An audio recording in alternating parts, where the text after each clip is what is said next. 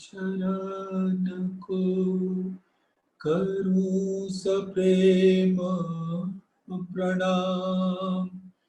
अशुभ हरन मंगल करन धनीश देव चंद्र जी नाम। श्री प्राणनाथ निज मूलपति श्री मिहिरराज सुनाम। तेज कुंवरी श्यामा युगल को पल पल करूं प्रणाम। पिया जी को पल पल करूं प्रणाम।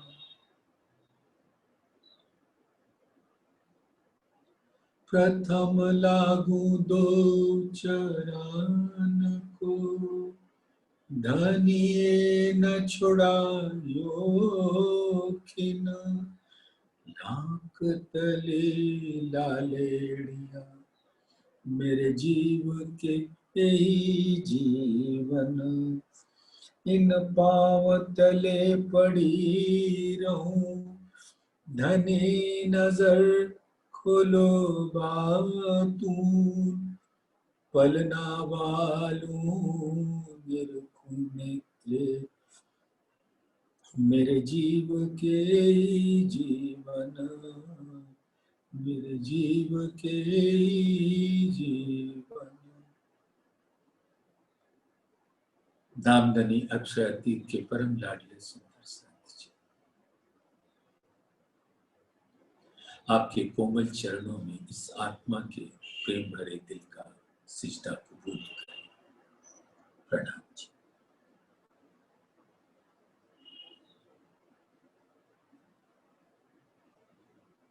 सुंदर साथ जी, ये धामधनी की असीम मेहर बरस रही है हम सब सुंदर साथ के ऊपर। ऐसी तारतम वाणी का प्रकाश देकर हमें जितने भी कोहड़ा है, धुम्मस है, अंधकार है, पर्दे हैं हमारे दिलों के ऊपर, उसको हटाकर सत्य और परम सत्य का दीदार करें। और ये समय इतना विचित्र और सुखमयी है कि हम लोग अधिक से अधिक अवधि धामधनी की वाणी में किसी न किसी प्रकार से जीते। सुंदर साथ जी, ये ज्ञान भी अद्भुत वस्तु है। ये आद अनाद से इस संसार में ज्ञान की धारा बहती है। वो परम सत्य निज बुद्धि का ज्ञान तो नहीं प्रकट होता क्योंकि आत्माएं आई न थी, लेकिन धामधनी ने अपने हुक्म से विध विध के ग्रंथों में निशानियां अवश्य दे दी कि अक्षरातीत के का स्वरूप क्या है और वो उनकी रूहों का स्वरूप क्या है, और वो इस संसार में, इस ब्रह्मांड में, इस ब्रह्मांड कहने का मतलब महाप्रलय के बाद जब खड़ी हुई ये दुनिया, ये ब्रह्मांड, उसमें अनेकों ज्ञान की धाराएं उतरी, लेकिन सबने अपनी बुद्धि से उसको ग्रहण करके उसका ऐसा स्वरूप बना दिया कि वो कोहड़ा का स्वरूप हो गया। कोहड़ा यानी धुम्मस, धुआं, कोहरा, फॉग, शीत काल में हम सब ने अनुभव किया है कि इस प्रकार का कोहरा रहता है कि आगे के थोड़े दूर पर भी चीज कुछ भी दिखती नहीं, सबके ऊपर एक अंधेरा छा जाता है। हर ज्ञान जो इस संसार में उतरा है वो धामधनी के हुक्म से उतरा है। हाँ, उसकी विकृतियां तो मनुष्यों ने कर दी है। मूल ज्ञान तो हमेशा धामधनी अक्षरातीत के हुक्म से उतरता है, लेकिन हमने उसको मैला कर दिया तो दोष हमारा है, ज्ञान का नहीं। तो अपनी बुद्धि से ऐसी पेंच लगाई कि विध विध के ज्ञानियों ने हर ज्ञान का ऐसा विकृत रूप कर दिया कि वो एक कोहरा हो गया। उस सत्य ज्ञान के सामने जो कोहरा आया है उसको तारतम ज्ञान हटा देता है, और फिर तारतम ज्ञान के प्रकाश में हम सत्य और परम सत्य को का दीदार कर सकते हैं। ये अद्भुत वस्तु है ज्ञान। ज्ञान के द्वारा प्रेम की प्राप्ति हो सकती है, और ज्ञान के द्वारा प्रेम को पूरी तरह से छोड़कर अहंकार की प्राप्ति हो सकती है, जो हमें अधोगति में ले जाता है। और प्रेम मिल गया तो ऊर्ध्वगति, परमात्मा के स्वरूप का दीदार करते हैं लोग, उनके प्रेम में रम जाते हैं। और अहंकार आ गया तो वो तो माया में रम गए, और हर कोई उस ज्ञान को लेकर अहंकार बढ़ाकर अपने वर्चस्व को, अपनी सत्ता को सत्य स्थापित करने में पूरी ऊर्जा लगा देता है, और प्रेम से पूरी तरह से वंचित रहता है। किसी ने कोई पुस्तक बड़े ध्यान के द्वारा सद्गुरु की कृपा से लिखी, तो कोई अपनी बुद्धि लगाकर अपना वर्चस्व स्थापित करने के लिए लंबी लंबी लेख लिख देगा कि ये जो भी लिखा गया है किस प्रकार से वो गलत है।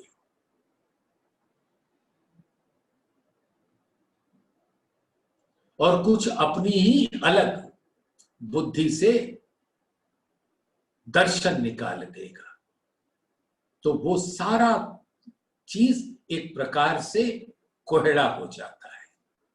साधारण मनुष्यों के दिल के सामने ये समझ नहीं आता कि किस रास्ते से जाएं जहां कोहरा ना पड़े।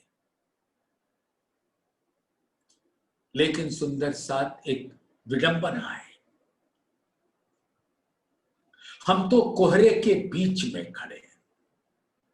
कोहरा ने हमें चारों तरफ से घेर रखा है,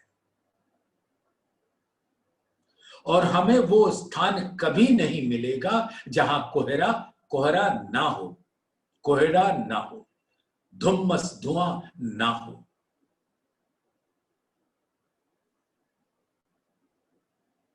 सिर्फ जब हम अपने दिल के अंदर सद्गुरु की कृपा से तारतम ज्ञान को हासिल करके उसके प्रकाश में देखते हैं, तो जिधर भी देखो कोहरा साफ हो जाता है, और हमें सत्य और परम सत्य का दीदार हो जाता है। इसलिए सुंदर साथ तारतम ज्ञान को पूरी तरह से पकड़े रहो, और यही हमारा दिशा सूचक यंत्र है। जैसे एक सागर में लाइट हाउस होता है, मार्गदर्शक होता है, उसी प्रकार से तारतम्य ज्ञान एक ऐसा सुंदर प्रकाश का सूरज है जो हमें हर प्रकार के कोहड़े से पार करा देता है। तो अभी सुंदर साथ हम लोगों ने वैराट का कोहड़ा सुना। कोहड़ा वैराट को कहा है, लेकिन ये कोहड़ा ही हमें सत्य और परम सत्य की ओर पहुंचाता है, हकीकत और मार्ग। अगर ये वैराट ना होता तो रूहें ना आई होती, रूहें ना आई होती तो धाम धनी ना आए होते, और धाम धनी ना आए होते तो वो उनकी निज बुद्धि का ज्ञान अवतरित नहीं होता। ये सारी क्रिया तो हुई है अपनी रूहों को अपना दिल दिखाने के वास्ते, लेकिन इस प्रक्रिया में संसार के नैनों के सामने से ये कोहरा उतर हट जाता है। तो मैं तो इस वैराट का दिल से शुक्रिया अदा करता हूं कि आप आए, आपने ऐसा ऐसा दुख दिखाया, और धामधनी की कृपा देखो, ऐसी चिता रूपी लकड़ी है ये दुख का संसार, और उस पे हमको बिठा दिया, लेकिन सुंदर साथ जलने के लिए नहीं बिठाया। धामधनी ने अपनी आत्माओं का हाथ हमेशा पकड़े रहते हैं, और इस तारतम्य ज्ञान के द्वारा उसके ऊपर एक लकड़ी के चिता पर, जलती हुई चिता पर ऐसा शीतल लेप लगा देते हैं कि लकड़ी जल रही हो, उसका ताप, उसकी दाहकता दुनिया को जला रही हो, लेकिन आत्माएं उसी दुखमयी खेल में बैठकर अपने सुख का अनुभव कर लेती। तो किसी भी प्रकार के कोहड़ा से घबराने का नहीं। अब 16वां प्रकरण तो वैराट का कोहड़ा, 17वां प्रकरण है वेद का कोहड़ा। सुंदर साथ, मैं तो इस काबिल नहीं कि इस कोहड़ा को दूर कर सकूं, लेकिन हां, परम पूज्य राजन स्वामी जी, श्री प्राणनाथ ज्ञानपीठ सरसावा और उसके कई केंद्र, पन्ना जी में, बड़ौदा में, दाहोद में, इत्यादि इत्यादि,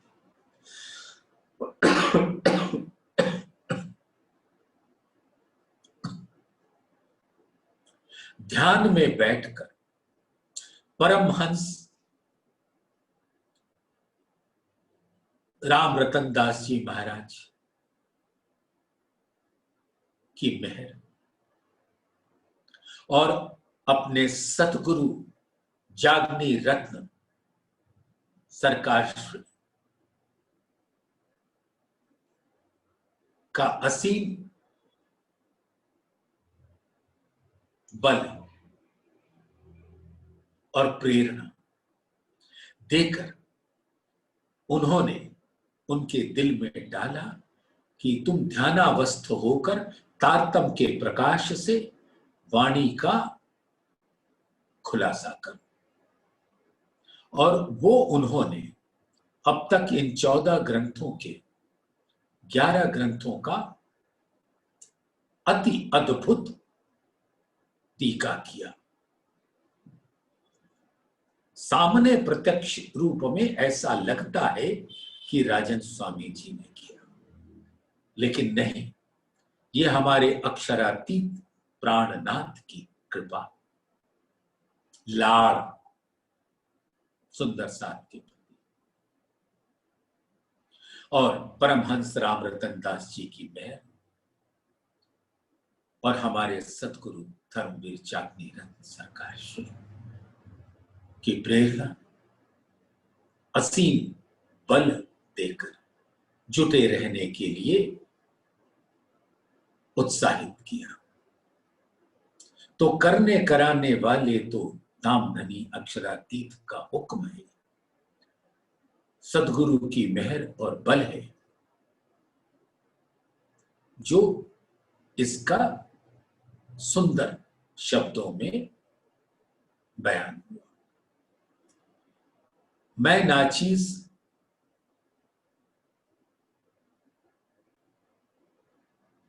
मूर्ख, स्वयं कुछ जानते नहीं, लेकिन हाँ, इस टीका को मैं आपके समक्ष पढ़कर सुना अवश्य दूंगा, जैसे आपको भी उसका रस प्राप्त हो।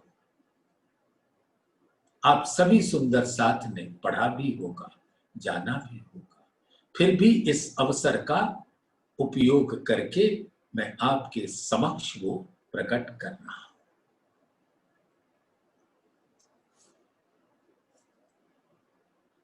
वेद का कोहेड़ा, वेद का कुहासा, धुम्मस। भारतीय संस्कृति में वेदों का सर्वोच्च स्थान है। भगवान श्री कृष्ण ने ब्रह्मक्षर समुद्भवम अर्थात वेद को अविनाशी ब्रह्म से उत्पन्न हुआ कहकर वेदों की महत्ता दर्शाई है। इतना कुछ होने पर भी वेद जन सामान्य को परमात्मा की पहचान कराने में जिस कारण से सफल नहीं हो सके, उसे ही कोहरा कहा गया है, क्योंकि अपनी बुद्धि, अपनी सत्ता को ऊपर रखने के वास्ते ऐसी सपने की बुद्धि, माया की बुद्धि से उसका विकृत अर्थ कर दिया। उसी की पहचान इस प्रकरण में कराई गई है। ये विशेष ध्यान देने योग्य तथ्य है कि इस प्रकरण में वेद का तात्पर्य सभी वैदिक धर्म ग्रंथों से है, केवल मूल संहिता से नहीं।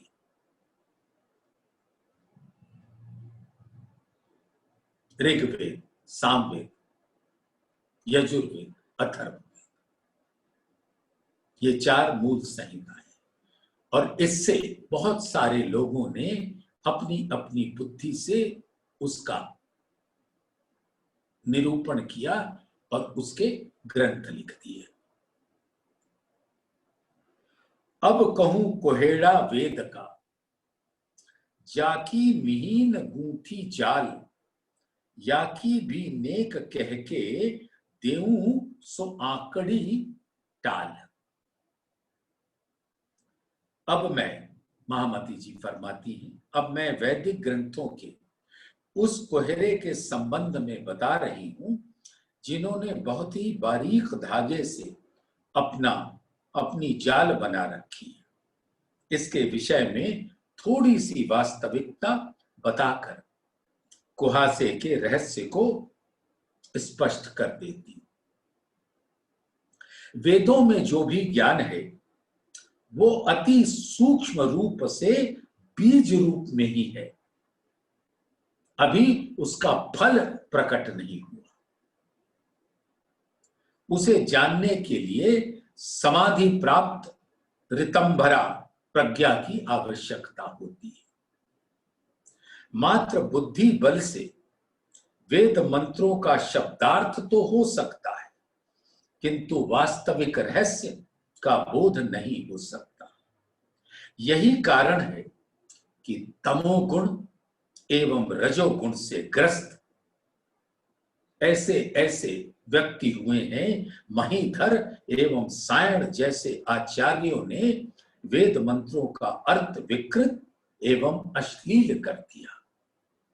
जिसका दिल जिस बात का होता है उसके मुख से ऐसी ही बात निकलेगी कि वो विकृत स्वरूप, अगर दिल में विकृति है तो अच्छे से अच्छे फल को भी अपने विकृत दिल से देखकर उसके स्वरूप को विकृत कर देंगे। सात्विक बुद्धि वाले विद्वानों के लिए भी ये कठिन हो जाता है कि वे वेद मंत्रों का अर्थ त्रिविध प्रक्रिया, अधिभूत, अधिदेव या अध्यात्म में किस पक्ष में करें। ऐसी स्थिति में वेद ज्ञान को वास्तविक रूप में आत्मसात कर पाना सामान्य लोगों के लिए बहुत ही कठिन रहा है। इस कठिनता को ही धुंध या कोहरा कहा जाता है।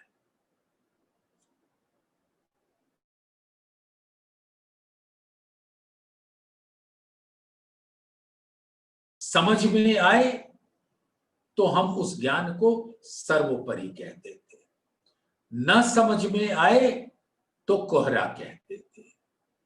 लेकिन आपके सोचने से, आपके कहने से, आपके करने से कोई ज्ञान विकृत नहीं होता। दूसरे शब्दों में इसे ही महीन जाली से उपमा दी गई, जिसे पार कर कोई विरला ही बाहर निकल पाता है। सुंदर साथ इसे पार करने के लिए महान तप की आवश्यकता होती है, योगाभ्यास की आवश्यकता होती है। अपने जीव को, अपने तन को निर्मल करना पड़ता है।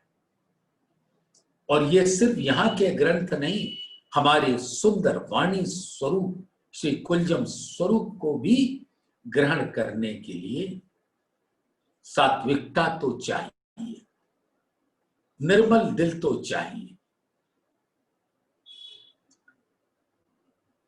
और वो जब धामधनी की कृपा बरसे तब जाकर उसका कुछ रहस्य खुलता है।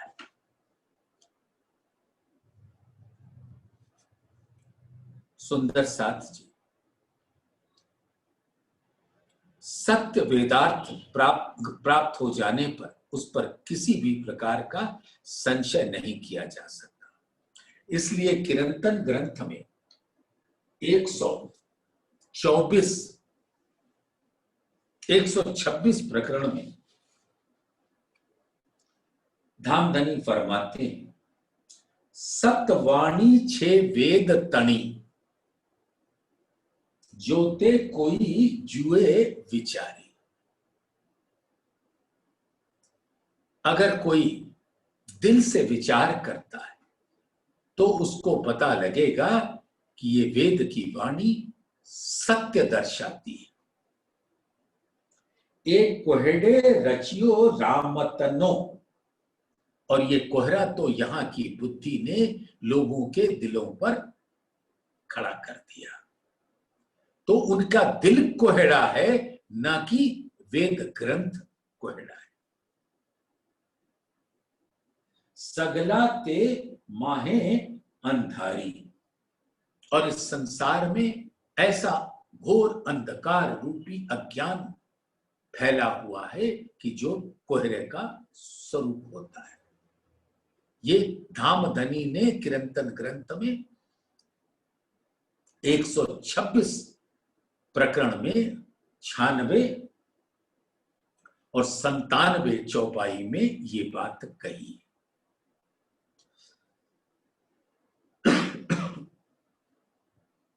न समझो तो कोहरा, समझ जाओ तो प्रकाश। कोई दोष मा देजो रे वेद, कोई वेद को दोष मत देना। ये तो बोले छे सत, ये तो हमेशा सत्यवाणी बोलते हैं। विश्व पड़ी भोम अज्ञान माए, और ये संसार अज्ञान रूपी कोहरे में, धुम्बस में अपने आप को ढूंढने का प्रयास करती है, सत्य को ढूंढने का प्रयास करती है, लेकिन उसका बुद्धि बल ऐसा भ्रमित है कि वो उस कोहड़े से निकल नहीं पाता, तो वो ज्ञान को ही कोहड़ा बता देता है। विश्व पड़ी भोम अज्ञान माए, अज्ञान ये भोम फेरवे छे मत, और ये माया का संसार आपको उलट देता है। वो ज्ञान जो सत्य की पहचान करा सकता है, उसको भी उसकी बुद्धि पर बैठकर ऐसा विकृत रूप दे देता है कि उसको भी वो असत्य बता देता है। कहां सत्य चिद आनंद और कहां असत जड़ दुख। तो ये सुंदर साथ हमारे प्राण प्रीतम अक्षरातीत ने ही चिरंतन ग्रंथ में बताया है। वैराट आकार ख्वाब का, ब्रह्मा सो तिनकी बुध, मन नारद फिरे दसों दिशा, वेदे बांध किए बेसुध। ये सारा ब्रह्मांड स्वप्नमयी है। इसमें स्थित प्राणियों की बुद्धि ही ब्रह्मा है, जो स्वप्न का ही स्वरूप है। इनका मन नारद जी की तरह दसों दिशाओं में घूमता रहता है। इस प्रकार वैदिक कर्मकांडों के बंधनों में बना हुआ व्यक्ति बेसुध हो जाता है। अब मूल वेद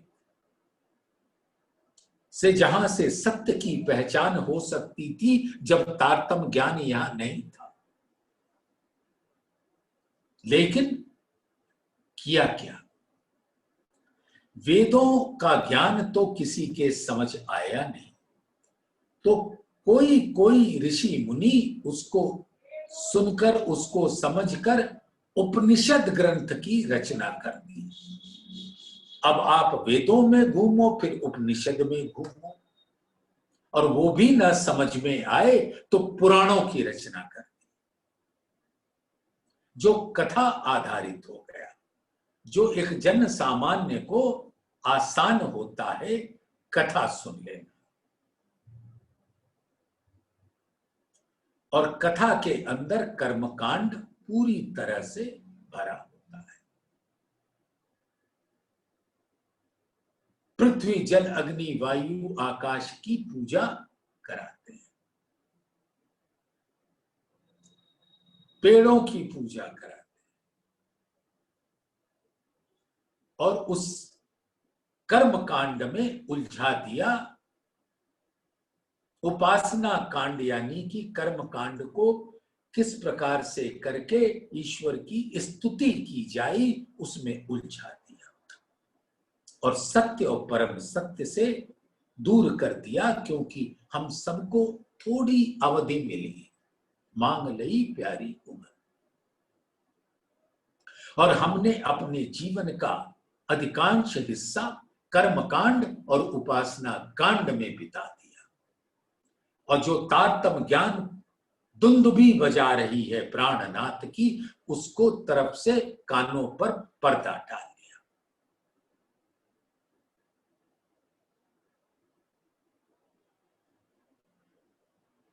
पौराणिक मान्यता के अनुसार ये मानना कदापि उचित नहीं है कि प्रत्येक सृष्टि के प्रत्येक प्राणी की बुद्धि के स्वामी ब्रह्मा जी।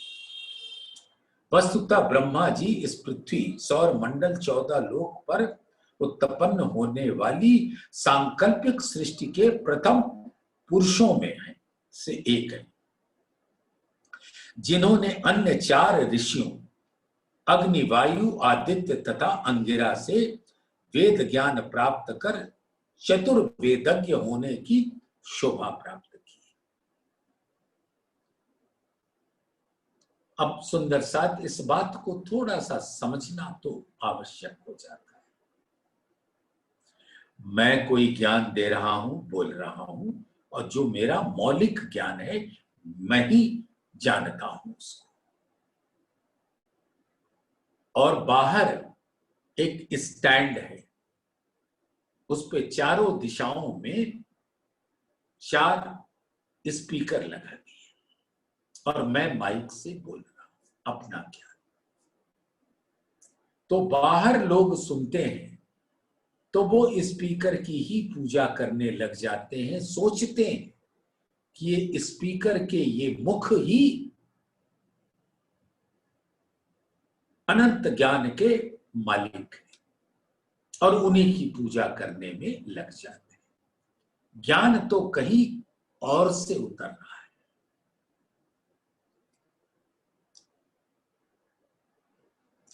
जिस प्रकार निरंतर भ्रमणशील नारद जी की उपमा मन से दी गई है, उसी प्रकार चारों वेदों के ज्ञाता ब्रह्मा जी को भी आलंकारिक रूप से बुद्धि कहा गया, लेकिन वो स्पीकर है। व्यष्टि को समष्टि में व्यापक एवं समष्टि को व्यष्टि में विद्वान मानना हमारी सांस्कृतिक विरासत रही। योग युक्त समदर्शी पुरुष सभी प्राणियों में स्वयं को तथा अपने में सभी प्राणियों को देखता है। अब इसका जो मूल भाव है ये ब्रह्मात्माओं के लिए कुछ अलग है। हकीकत में मार्फत और मार्फत में हकीकत।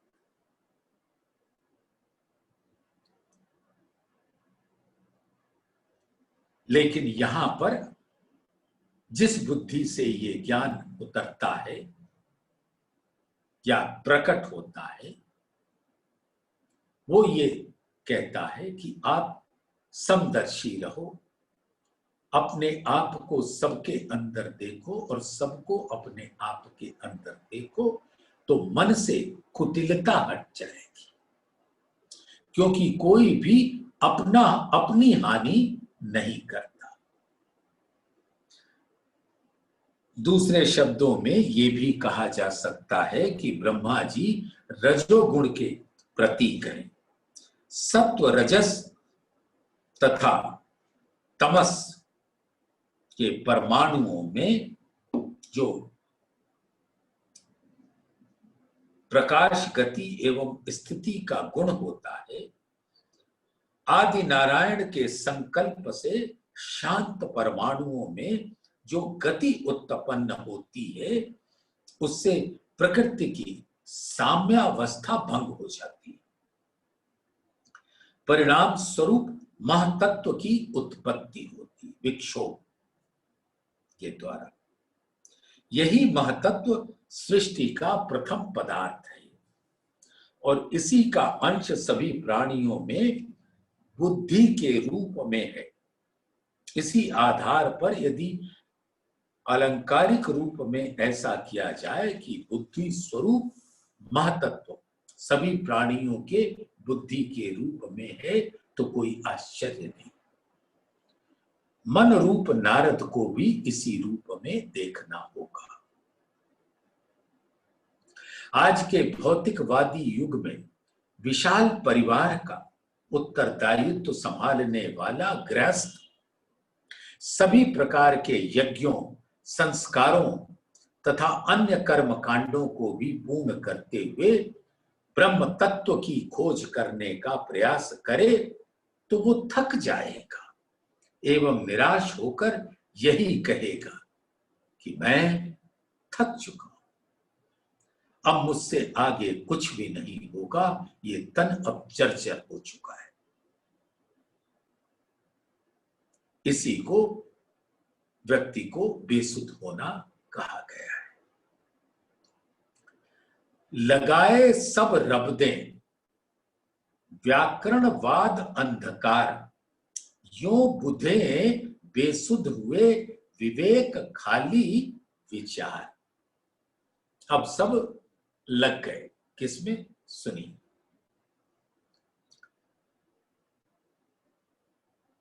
ऋतंभरा प्रज्ञा से रहित सामान्य बुद्धि वाले विद्वान जब धर्म ग्रंथों का आशय जानने के लिए व्याकरण का आधार लेते हैं तो निष्पक्षता एवं तप के अभाव तथा तमोगुण की प्रबलता के कारण वाद विवाद करने लगते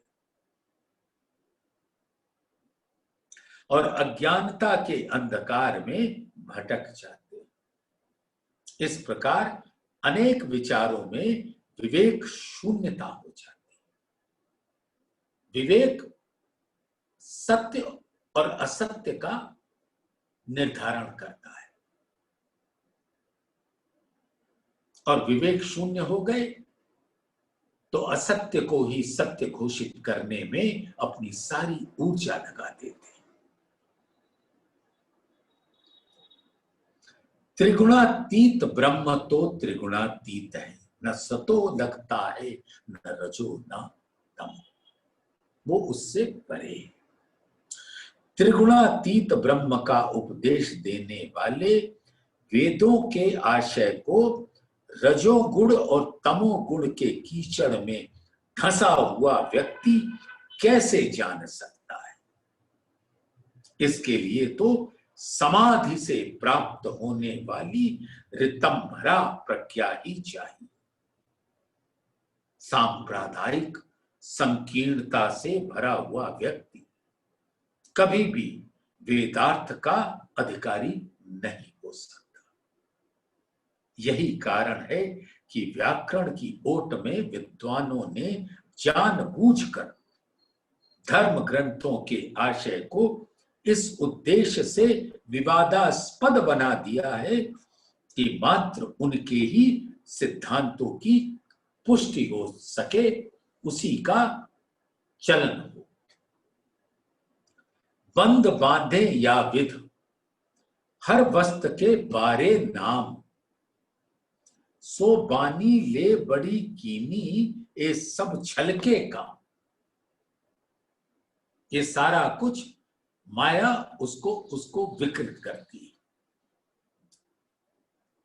12 स्वरों के मेल से प्रत्येक शब्द के 12 प्रकार के नाम रखकर इन तथाकथित पौराणिक विद्वानों ने इस प्रकार के बंधन खड़े कर दिए हैं कि वास्तविक सत्य का प्रकाश ही नहीं हो सकता। इन्होंने बहुत ही छलपूर्ण तरीके से वेद की ओट में अपने अपने मिथ्या ग्रंथों का विस्तार कर लिया है।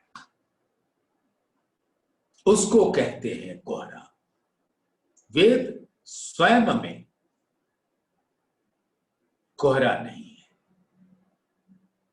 लेकिन आपका हमारा ऐसे विद्वानों का दिल कोहरा है और उस कोहरे के पार सत्य नजर नहीं आता तो उनके दिल में जो माया डाल दे उसी को सत्य घोषित करने का प्रयास में लग जाते हैं।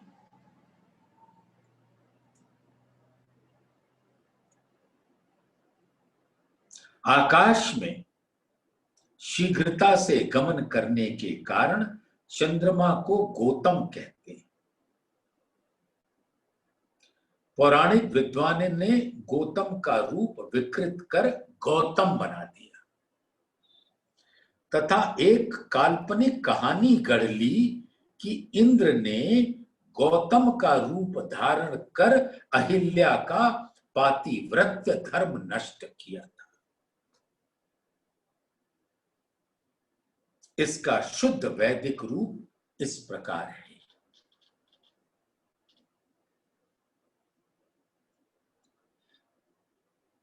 सूर्य का नाम इंद्र, रात्रि का अहिल्या तथा चंद्रमा का गौतम है।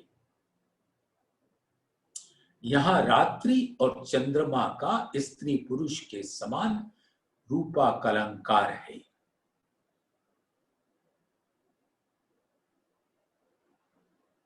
चंद्रमा अपनी स्त्री रात्रि से सब प्राणियों को आनंद कराता है और उस रात्रि का जार आदित्य है, अर्थात जिसके उदय होने से रात्रि अंतर्ध्यान हो जाती है।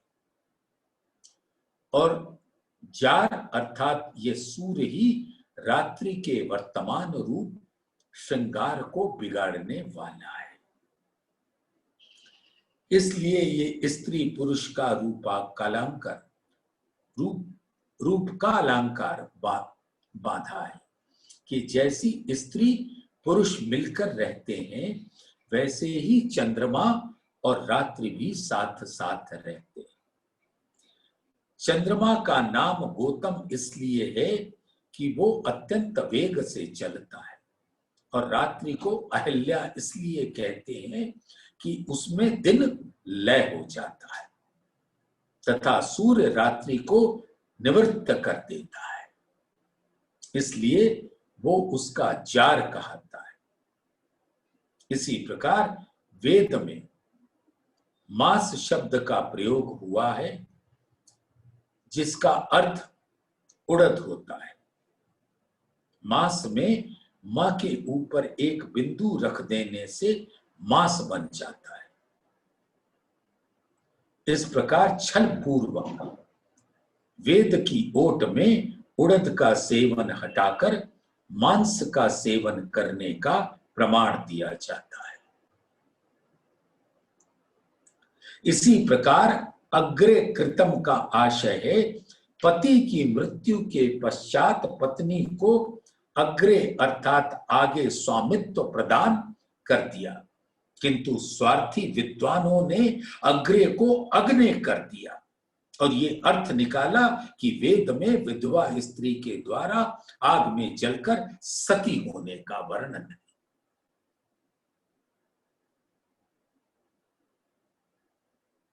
उपरोक्त चौपाई में 12 स्वरों आ ई उ ए ओ अंग तथा आ का वर्णन है। प्रत्येक अक्षर में इनके परिवर्तन से अर्थ में अंतर आ जाता है। इनके अतिरिक्त 4 स्वर रि, रि, लर तथा दीर्घ लर और हैं। पौराणिक विद्वानों ने अपने दुराग्रह एवं अल्पज्ञता से वैदिक शब्दों में हेर फेर किया तथा काल्पनिक कहानियों का सृजन कर नए नए मिथ्या ग्रंथों की रचना की। लुगे लुगे के जुदे मायने 12 के प्रकार उल्टाए मूल मायने बांधे अटकले हैं अपार। इस प्रकार अलग अलग अक्षरों में 12 स्वरों के मेल से 12 प्रकार के अलग अलग अर्थ निकलते हैं। विद्वानों ने अपने क्षुद्राशय से धर्म ग्रंथों के मूल कथनों को ही उल्टा कर दिया तथा अनुमान से कहानियां गढ़कर बहुत अधिक पौराणिक साहित्यों की रचना कर दी। अर्थ को डालने उल्टा अनेक तरफों ताने मूढ़ों को समझावने रहस्य बीच में आने। संकीर्ण सोच वाले ये विद्वान धर्म ग्रंथों के मूल आशय के विपरीत अपनी मान्यता के अनुसार अर्थ करने के लिए अनेक प्रकार से खींचतान करते हैं। अति मूर्ख लोगों को समझाने के लिए वे बीच में मनोरंजक कहानियां जोड़ देते हैं, चुटीला बना देते हैं। सभी पुराणों, उप पुराणों तथा महाभारत के प्रक्षिप्त भागों में इसी प्रकार वेद विरुद्ध सिद्धांतों का जाल बिछाकर मनगढ़ंत कहानियां जोड़ी गई, जिनमें कहीं कहीं तो अश्लील प्रसंगों का वर्णन मर्यादा की सीमा लांघ गया है। भागवत के रचनाकार भोपदेव ने भी यजुर्वेद के व्याख्या ग्रंथ शतपथ ब्राह्मण और निरुक्त के इस प्रसंग को न समझने के कारण भागवत प्रकरण 3 12, 18, 33 के श्लोक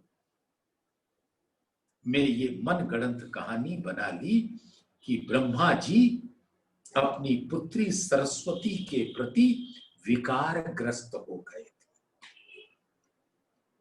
शतपथ ब्राह्मण तथा निरुक्त में ये प्रसंग दिया गया है कि प्रजापति और सविता ये शतपथ में सूर्य के नाम है। निरुक्त में भी रूपक अलंकार की कथा लिखी कि पिता के समान पर्जन्य अर्थात जल रूप जो मेघ है, पृथ्वी उसकी दुहिता है, कन्या है, क्योंकि पृथ्वी की उत्पत्ति जल से ही है। जब वो उस कन्या में दृष्टि द्वारा जल रूप शुक्र को धारण करता है, तब उससे गर्भ रहकर औषधि आदि अनेक पुत्र उत्पन्न होते। ऐसी कई आंकड़ियों मिने बोले बारे तरफ, रहस्य रंचक धरे बीच में, समझाए ना किन तरफ। उपरोक्त कथन के समान ही ऐसी कई गुत्थियां होती हैं जिसमें 12 प्रकार से अर्थ बदल जाते हैं। वे बीच बीच में थोड़ा सा मनोरंजक प्रसंग जोड़ देते हैं। इस प्रकार वे किसी को यथार्थ सत्य का बोध नहीं करा पाते।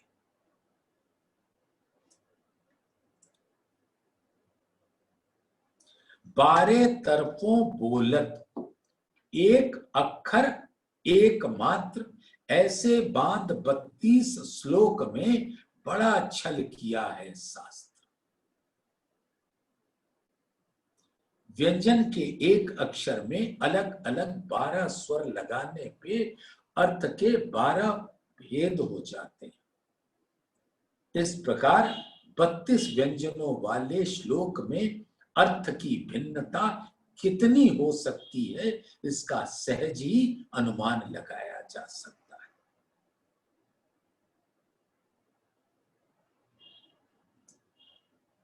इस प्रकार शास्त्रों पौराणिक ग्रंथों में अर्थ के संबंध में बहुत ही छल भरा पड़ा है।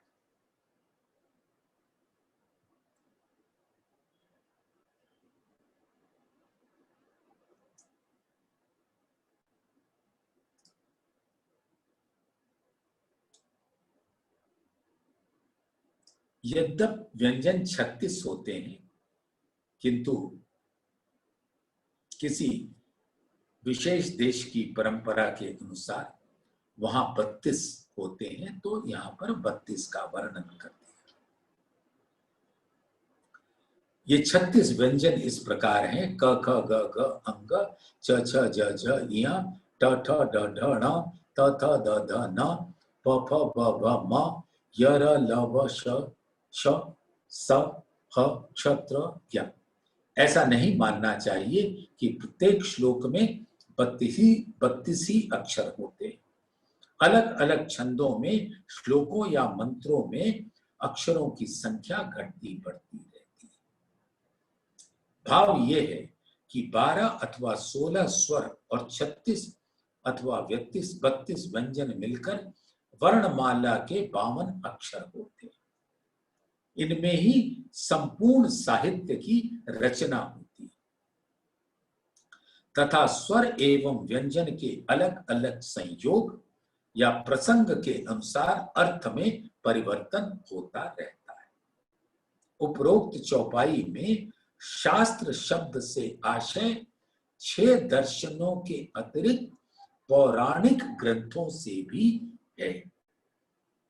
एक ही वेदांत दर्शन में द्वैत, अद्वैत, शुद्धाद्वैत, विशिष्टाद्वैत, त्रैत आदि भिन्न भिन्न मतों के विद्वानों में अर्थ के संबंध में बहुत ही मतभेद दिखाई पड़ता है। 12 मात्र एक अक्षर अखर श्लोक 32 छल इते आड़े अर्थ के और खोज करें जगदीश। किसी भी श्लोक के अर्थ करने में 12 स्वरों एवं 32 व्यंजनों के परस्पर मेल से जिस प्रकार छलपूर्ण तरीके से परिवर्तन होता है, उससे मुक्त हुए बिना संसार के लोग शास्त्रों के अर्थ द्वारा परमात्मा की खोज करने का जो प्रयास करते हैं वो एक आश्चर्य ही तो है। और इस प्रकार के अर्थ लगा लगा कर अपनी बुद्धि से अपने ही सामने मकड़ जाल बना लेते हैं, जो कोहरा का स्वरूप होता है। ज्ञान कोहरा नहीं होता, उसको लेने वाला अपने दिल का कोहरा उसके सामने ला दे। जैसा चश्मा होगा वैसा ही तो दिखेगा, जैसा दिल होगा वैसा ही दिखेगा।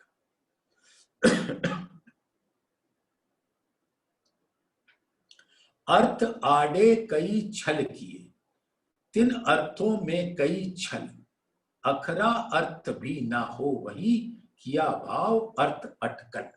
अटकल अर्थ तो अटकल से लगाते हैं। एक श्लोक के अर्थ करने में कई छल करने पड़ते हैं। इस प्रकार उस श्लोक के एक एक शब्द के अर्थ करने में अनेकों छल करते हैं। कभी कभी तो ऐसी स्थिति भी आ जाती है कि श्लोक के एक अक्षर का भी अर्थ करना कठिन हो जाता है। ऐसी स्थिति में अनुमान से ही भावार्थ करते रहते हैं। वर्तमान समय में सांप्रदायिकता की आंधी चल रही। प्रत्येक संप्रदाय का विद्वान अपने सिद्धांतों की पुष्टि करने के लिए जानबूझकर अर्थ में खींचतान करता है। कहीं कहीं पक्षपात और दुराग्रह से भी अर्थ किया जाता है। इसी को छलपूर्ण तरीके से अर्थ करना कहते हैं। संस्कृत में उच्चारण के अनुसार 3 प्रकार के स्वर होते हैं: उदात्त, अनुदात्त, स्वरित। इनके अलग अलग प्रयोग से मंत्रों के अर्थ बदल जाते हैं। उदाहरण के लिए वृत्रासुर ने जब इंद्र की पराजय के लिए यज्ञ कराया तो पुरोहितों ने मंत्र के एक अंश इंद्र शत्रु वर्धस्व में स्वर भेद कर दिया। यदि अंतोदात लगाया जाता तो इसका अर्थ होता इंद्र के शत्रु अर्थात वृत्रासुर का बल बढ़े, लेकिन आद्योतात लगाने से इसका अर्थ हुआ इंद्र का बल बढ़े। परिणाम स्वरूप वृत्रासुर मारा गया। सुंदर साथ जी, ये अद्भुत बातें हैं जो हम सुंदर साथ क्लिष्ट पाते हैं, क्योंकि हम प्रेम की राह पर चलते हैं। लेकिन धामधनी ने हम सबको आगाह करने के वास्ते ये वचन कहे, इसलिए हमारा सुनना भी आवश्यक है कि हम ऐसे अहंकारी अज्ञानियों के कथित ज्ञान के रूपांतरण में ना पड़े। सत्य में सत्य को ढूंढो, असत्य की रचना करके अपने को अपने दिल के आगे कोहरा डाल देते। जाको नामे संस्कृत सो तो संशय ही की कृत, सो अर्थ दृढ़ क्यों हो वही जो इति तरफ फिरत। जिस भाषा का नाम ही संस्कृत है वो तो संशय की ही कृति है, भाषा है। जब एक ही श्लोक के इतने अर्थ होते हैं तो वास्तविक अर्थ का पता कैसे चल सकता है जिसमें सत्य के लिए दृढ़ता की जाए। वस्तुतः संस्कृत का अर्थ होता है सम्यक कृतः इति संस्कृता, अर्थात श्रेष्ठ वास्तविक कृत्य। संस्कृत भाषा में कुछ ऐसी विशेषताएं हैं जो संसार की किसी अन्य भाषा में नहीं। इस संक्षिप्त रूप में इस प्रकार है। इस पृथ्वी लोक में संस्कृत से प्राचीन भाषा और कोई नहीं है। विश्व की सभी भाषाएं वैदिक संस्कृति से ही प्रकट हुई हैं। भारत की सभी क्षेत्रीय भाषाएं पाली भाषा से निकली, जबकि पाली भाषा का उद्भव लौकिक संस्कृत से और लौकिक संस्कृति वैदिक संस्कृत से प्रकट हुई। संस्कृत के अतिरिक्त संसार में ऐसी अन्य कोई भी भाषा नहीं जिसका व्याकरण मात्र 14 सूत्रों के आधार पर सृजित हुआ। विदित हो कि पाणिनि का अष्टाध्यायी व्याकरण मात्र 14 सूत्रों शब्द पर ही आधारित है। अन्य भाषाओं की तरह संस्कृत भाषा को रटने की आवश्यकता नहीं। अष्टाध्यायी व्याकरण के आधार पर नवीन शब्द की रचना करके उसका अर्थ भी स्वतः निकाला जा सकता है। संस्कृत विश्व की सबसे अधिक वैज्ञानिक भाषा है, जिसमें एक बिंदु के लिए भी उचित नियम है। वैदिक शब्दकोश निघंटु में पृथ्वी के 101 पर्यायवाची शब्द दिए गए। यही स्थिति अन्य शब्दों की भी है। इस प्रकार की शाब्दिक समृद्धि संसार की अन्य किसी भी भाषा में नहीं है।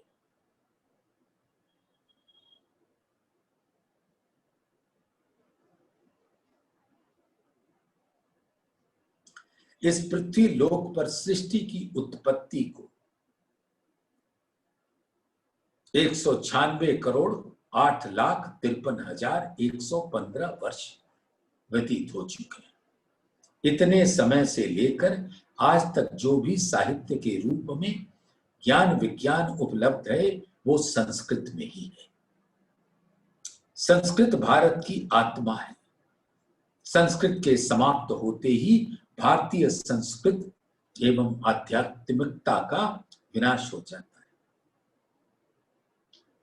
संस्कृत साहित्य में दर्शन, आध्यात्म, संगीत एवं अन्य विद्याओं की जो निधि छिपी है वो संसार के किसी अन्य भाषा में नहीं है।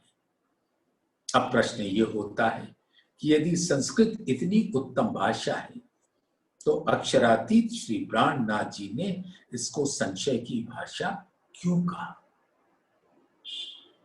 इसके उत्तर में ये कहना उचित होगा कि श्री जी का ये कथन उन रूढ़िवादी, कर्मकांडी और आध्यात्मिक तत्व ज्ञान से दूर रहने वाले विद्याभिमानी पंडितों के प्रति है, जो संस्कृत को जनभाषा के रूप में नहीं चाहते और अपने वर्ग विशेष की भाषा बनाकर अपने अहम के वृक्ष की छाया में सबको रखना चाहते।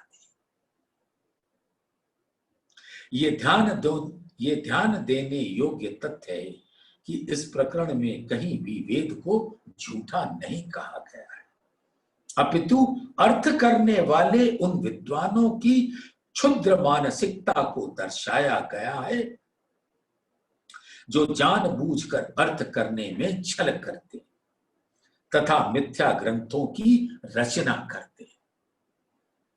यही लोग असत्य को सत्य और सत्य को असत्य सिद्ध करने में अपनी सारी ऊर्जा लगा देते। ऐसे कूप मंडूक लोग जानबूझकर संस्कृत भाषा को इतना कठिन बनाने का प्रयास करते हैं कि वो जनभाषा न बनने पाए। किसी भी भाषा में संशयात्मकता क्षुद्र मानसिकता से पैदा होती है। जिस हिंदुस्तानी भाषा को स्वयं श्री जी ने सबको सुगम जान के कहूंगी हिंदुस्तान कहा गया है। और जिस तारतम वाणी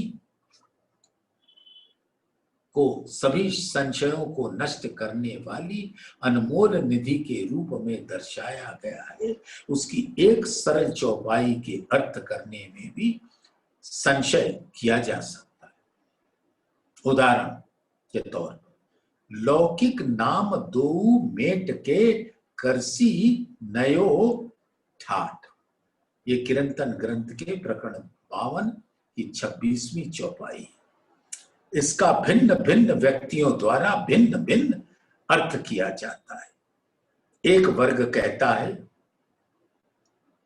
कि दो लौकिक नाम अर्थात श्री देवचंद्र जी एवं श्री कृष्ण जी, और दूसरा वर्ग कहता है हिंदू और मुसलमान।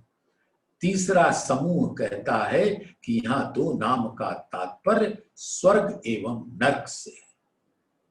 अब प्रश्न ये है कि इन तीन कथनों में किसको सत्य माना जाए। यदि तीनों वर्ग ये कहें कि केवल हमारा ही मत सत्य है तथा अन्य दो गलत हैं, तो इस आधार पर तारतम वाणी की हिंदुस्तानी भाषा भी संशय उत्पन्न करने वाली बन जाती। तो ये तो लोगों की बुद्धि है जो कोहरा उत्पन्न करते हैं, ना कि ज्ञान अपने आप में। तो सुंदर साथ जी आज इसी 11 चौपाई पर विराम देते हैं। बोलिए श्री प्राणनाथ प्यारे की जय, धाम के धनी की जय, समस्त सुंदर साथ की।